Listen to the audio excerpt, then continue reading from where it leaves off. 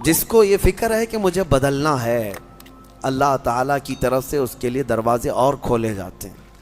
کچھ لوگ یہ سوچتے ہیں یہاں بیٹھ کر کے میں متقی بن جاؤں، میں بیٹھ کر کے اللہ کا ولی بن جاؤں، میں کچھ کام نہ کروں اور مجھے ہر گناہ سے بچنے کی عادت ہو جانا چاہیے۔ ایسا کیسے ہوگا؟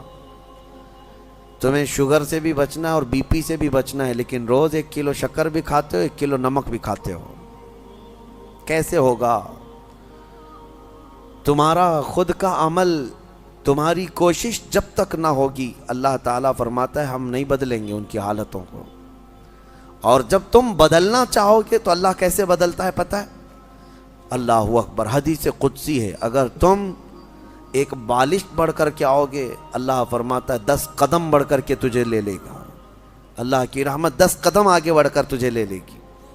تم چل کر کے آؤ گے تو اس کی رحمت دوڑ کر کے لے لے گی، لیکن شرط ہے کہ تم بدلنا چاہو۔ تم نے اگر جس دن یہ ارادہ کر لیا، عزم کر لیا، اللہ کی طرف سے مزید دروازے کھولے جاتے ہیں۔ لوگ یہ کہتے ہیں نا توبہ کرنے کے بعد بھی پھر وہی ہوتا ہے، چھوٹتا نہیں۔ مسئلہ توبہ کا یہ نہیں ہے کہ گال پہ تھپڑ مار لینا، توبہ کا یہ ہے عزم کرنا، پکا ارادہ کرنا، اور اللہ سے یوں عرض کرنا کہ تیرا وعدہ ہے کہ جو بدلنا چاہے، جو بڑھنا چاہے تو اسے بدل دے گا۔ میں بدلنے کے لیے آگے بڑھ رہا ہوں مولا، اب تو رحمتیں بھیج۔ پھر دیکھو کیسے نہیں بدلتے۔ اللہ تمہیں توبہ پر دوام عطا کرے گا، پھر کبھی بھی قدم پھسلے گا اللہ تمہارے لیے مدد نازل فرمائے گا۔ زندگی ہے، آخری سانس تک کچھ نہ کچھ خطائیں ہوتی رہتی ہیں، قدم جب بھی پھسلے گا لیکن مولا تمہیں توبہ کی توفیق ضرور عطا کرے گا۔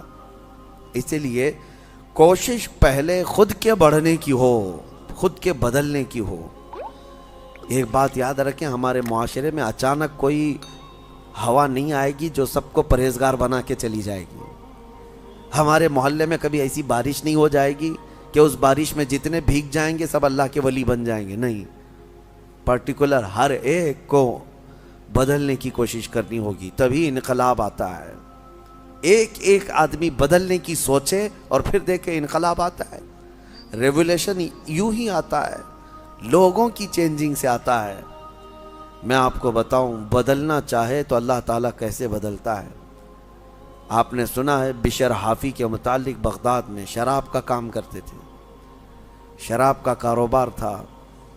ایک بار انہوں نے ایک تحریر جس میں بسم اللہ لکھی ہوئی تھی، وہ زمین پر کیچڑ میں گری ہوئی تحریر کو اٹھا کر چوم لیا اور گھر پہ لا کر اوپر رکھ دیا۔ اللہ کو یہ ادا پسند آئی، اور اس کے بعد اس زمانے میں موجود ایک بزرگ کے خواب میں میرے آقا صلی اللہ علیہ وسلم تشریف لائے اور کہا جاؤ بشر کو اللہ کا سلام پہنچاؤ، جبکہ وہ شراب کا اڈا چلاتے تھے۔ تو اس بزرگ نے یہ سوچا کہ میرا یہ وہم ہوگا، 3 دن مسلسل خواب دیکھا، اس کے بعد آ کر کے بشر سے کہا اے بشر مجھے نہیں معلوم، لیکن مسلسل 3 راتوں سے میں خواب میں رسول اللہ کو دیکھ رہا ہوں، اللہ کی طرف سے تجھے سلام پہنچانے کا حکم فرما رہے تھے۔ تو مسلمان لیکن بھٹکے ہوئے، راستہ چینج تھا۔ اسی وقت اپنے شراب خانے سے باہر نکلے، چیخ مار کر کی یوں عرض کرنے لگے مولا تو یقیناً رحیم و کریم ہے، ستار ہے، ایک بسم اللہ کے ٹکڑے کی میں نے عظمت کی اور تو رب العالمین مجھے سلام بھیجتا ہے۔ لیکن اتنا ہی نہیں کہ ایک سلام آیا اور پھر اس کے بعد اپنا دھندا چلتا رہا۔ بشر حافی نے عزم کر لیا تھا، ارادہ کر لیا تھا کہ پلٹ کر کے میں اپنے اڈے کو دیکھوں گا نہیں۔ وہاں سے جو نکلے ننگے پیر نکلے اور زندگی بھر ننگے پیر ہی چلتے رہے، پھر چپل پہنے ہی نہیں، کیونکہ چپل چھوڑ کر کے باہر آئے تھے اس بزرگ سے ملنے کے لیے، اسی حالت میں نکل آئے۔ تو جب کسی کا پکا ارادہ ہوتا ہے تو اب اللہ تعالیٰ نے ان کے لیے ایسے دروازے کھولے، اللہ اکبر، وہ بغداد کے قطبوں میں شمار ہوئے ہیں، قطب الاقطاب تھے، اللہ کے ولیوں میں تھے۔ اور حد تو یہ ہے کہ ایک بزرگ نے دیکھا بغداد میں ایک کتے نے راستے پر پیشاب کیا ہے، پخانہ کیا شہر کے راستے پہ۔ اس بزرگ نے فرمایا جاؤ دیکھو آج بشر حافی کا انتقال ہو گیا ہوگا۔ تو لوگ جا کر کے معلوم کیے تو صحیح میں اسی دن حضرت بشر حافی کا انتقال ہوا تھا۔ اس بزرگ سے پوچھا کہ آپ کو کیسے خبر ہوئی؟ کہا کہ جب تک بشر حافی زندہ تھے پورے بغداد کے کسی راستے پر کوئی جانور پیشاب و پخانہ نہیں کرتا تھا، اس لیے کہ وہ ننگے پیر چلا کرتے تھے۔ اللہ نے ہر راستے کو ان کے لیے پاک کر رکھا تھا۔ یہ ہے رحمت الہی، جب بدلنا چاہے بندہ، مولا اس کے پیروں کو بھی چلنے کے لیے پاک راستے عطا کرتا ہے۔ میرے عزیزو، اسی لیے اعلیٰ حضرت نے ترجمہ بھی کیا کیا، اہدنا الصراط المستقیم کا، کیا اللہ تو سیدھا راستہ دکھا نہیں، چلا، کیونکہ اب میں چلنے کی کوشش کر رہا ہوں، میں آ گیا ہوں، نماز میں آیا ہوں، یہ سیدھا راستہ ہی تو ہے، لیکن اب آگے اے مولا تو چلا۔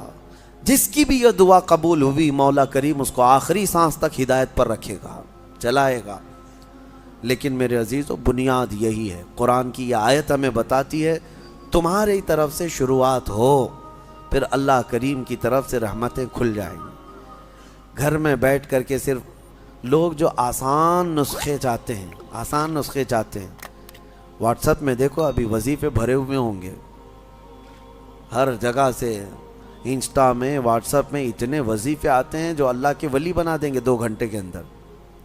یہ پڑھنے سے وہ ہو جائے گا، وہ پڑھنے سے یہ ہو جائے گا، دوسروں کا مال کھاتے رہو اور وظیفے کرتے رہو، لوگوں کو ٹوپی ڈالتے رہو اور یہاں 100 وظیفے پڑھتے رہو، ان وظیفوں کا اثر نہیں ہوگا، تمہارے اندر سے تبدیلی ہو۔ حرام کھا کر کے تم 1000 بار بھی پڑھتے رہو تو تمہاری زبان سے کوئی جملہ آسمان تک نہیں جائے گا۔